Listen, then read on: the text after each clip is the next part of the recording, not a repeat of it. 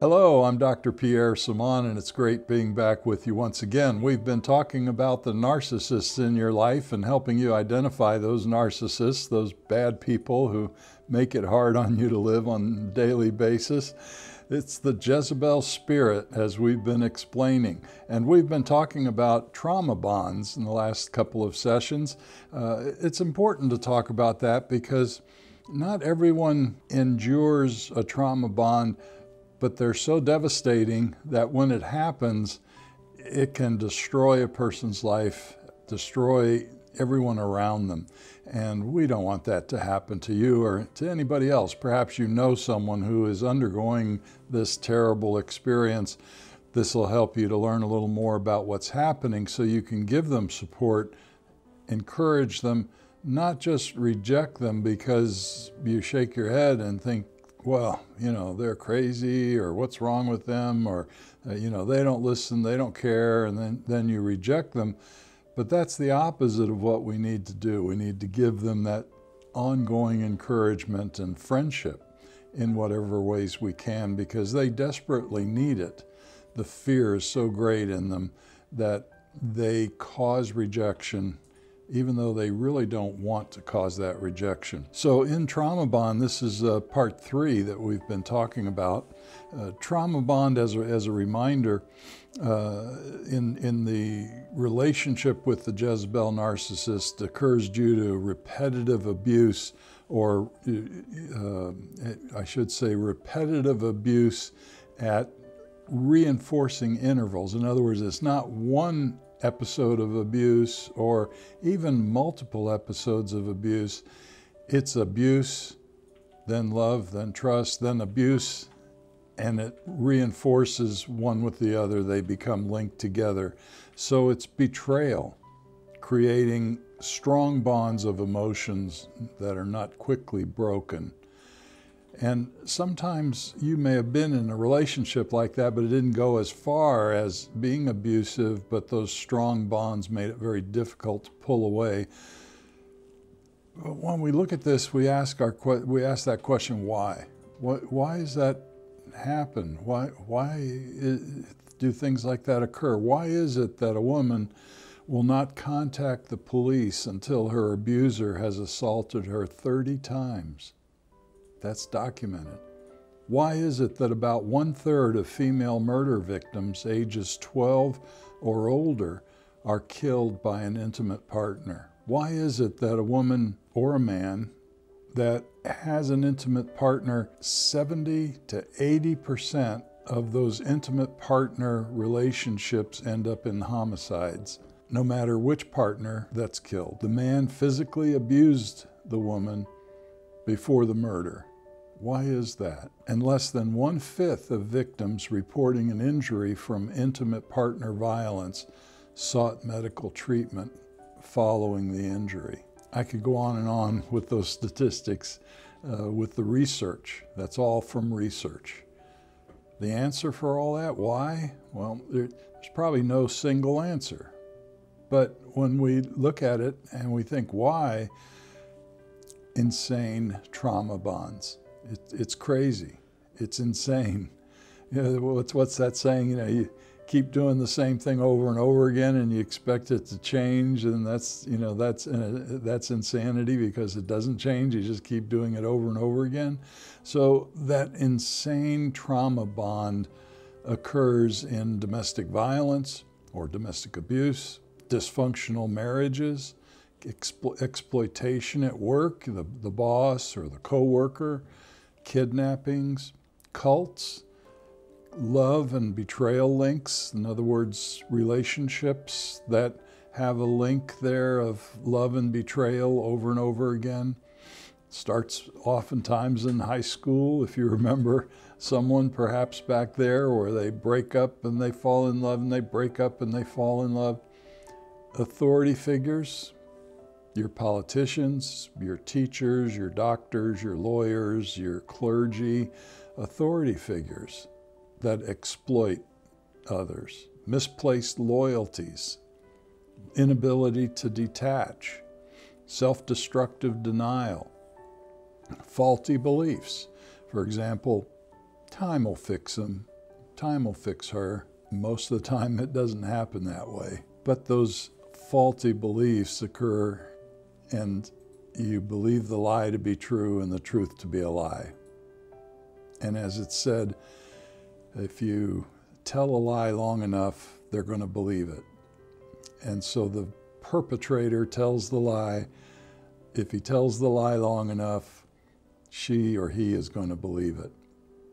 A simple question that you can ask yourself is, would you encourage your daughter or son to live in a similar abusive relationship with a so-called trusted person? If you had a son or daughter and you're in this trauma bond, would you want that son or daughter to have the same experience?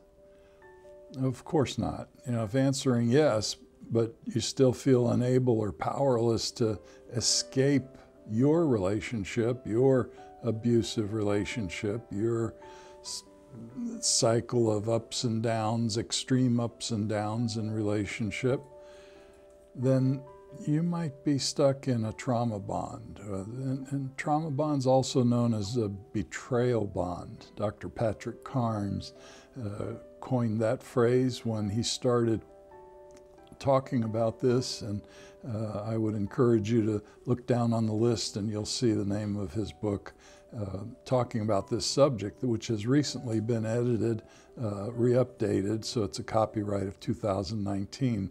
So he has some new material in there that you'll find interesting regarding this subject. We're going to talk some more about this next time. We're going to talk about how to break from these kinds of trauma bonds. But for now, how do we cope with this? What does the Bible have to say about this in helping us? In Jesus Christ the Messiah, in our empowering truths, in Jesus Christ the Messiah, my shepherd arouses feelings of care, provision, and protection, for he's always by my side, leading, restoring, and guiding me to fear no evil. Now, it's easy to say something like that. It's harder to live it out. But the point is, it's not a magic trick. It's not believing in something, a fantasy, believing in a fantasy. This is truth, that when you're trapped in an impossible situation, whether it's a trauma bond or anything else, you can wallow in it, you can deteriorate in it, you can rebel and fight and die in it, or you can surrender yourself to God in it. And in doing so, as a believer in Jesus Christ, His Spirit, God's Spirit, comes into you in helping you, comforting you, guiding you through whatever it is. Not only are you now enduring it better, but you're resolving it more easily. You're getting through, coming out the other end. He does that for us. And when we have that faith and we're trapped in an impossible situation, I would rather have hope that there is another end, the light at the end of the tunnel, have hope that I can reach that light at the end of the tunnel. And in that hoping, my brain is changing. My brain is adjusting. We've talked about that many times before, especially when we've talked about anxiety and what the brain looks like and all that. So I'd encourage you to go back to some of those episodes and watch them. But my brain is changing. It's reforming. New brain cells are growing when I promote hope and good thoughts in my mind. My good brain cells are growing. My neural pathways are extending. The bad brain cells in that limbic system, in the emotional pain center of the brain, those are shriveling. They're getting weaker and weaker. Well, when that happens, I'm thinking clearer. I'm problem solving better. I'm handling things better, and I'm getting through. God equips us to stand against the enemies of our well-being as He secures our victory. It works that way. You've heard me talk in the past about how years ago our retirement fund was embezzled. My wife and I, and our retirement fund that we had accumulated over the years from hard work, was embezzled, all gone, every penny. And we even had to take in my mother-in-law, my wife's mother, because hers was part of that and all gone. And we had to lease her house because she couldn't no longer afford the mortgage payments. It was a dire situation where we were left in a sense penniless, other than my weekly check that would come in from donations and the counseling that I would do. The retirement fund was gone. Now, if I didn't have faith in the Lord, where do you think I would be? Where do you think you would be if that would happen? What do you think you would be like? What do you think you would do? Well, our faith in the Lord turned to Him immediately. Well, help us, Lord. What are we going to do? We're trusting in You.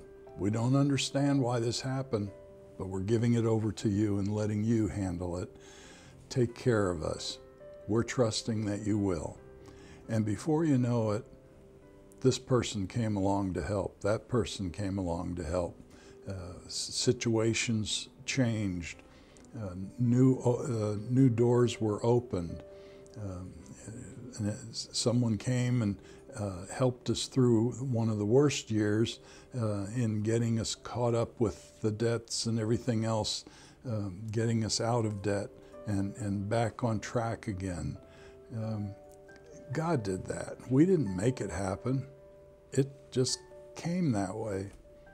And it wasn't because I asked anybody or was begging anybody for it. We didn't really say anything to anybody. But God knows what you need. And that's what happens when you trust in Him, when you have faith and you're in a dire situation. So if you're in a situation of betrayal bond, trauma bond, the fear, the difficulty of how do you get out of it? Think about God. He's available. In Psalm 23, verses 1 through 6, we read this: "The Lord is my shepherd. I shall not want." Basically means I'm not going to need, I'm not going to beg. I don't have to beg. I don't have to worry about my needs. I shall not want. He's going to take care of my needs, my basic needs, those things that are important to me. He makes me lie down in green pastures. He leads me beside still waters. That's tranquility.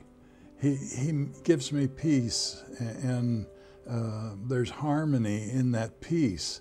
So there's tranquility going on when there's fear, a threat, terror occurring. When I trust in Him at those times, I'm tranquil. I'm at peace. Okay, He'll work it out. I got to stay calm. When I see the doors open, I'll know it's Him. I'll know to walk through it. Or when I see a door close, I know it's Him. He's closing that direction, wanting me to go in a new direction. There's a peace about it. And I pick up on those things much more easily because my mind is at peace. The good brain cells are extending out those neural pathways, making good connections. I'm thinking better, more logical, more rational. He restores my soul. That's what that is, that mind, that's your soul. He leads me in paths of righteousness for His name's sake. Even though I walk through the valley of the shadow of death, I will fear no evil, for You're with me. You know, when I speak with some women who have been able to get out of those life-threatening trauma bonds in their marriages or relationships, so-called relationships, the ones who were able to get out many times will tell me they no longer feared death.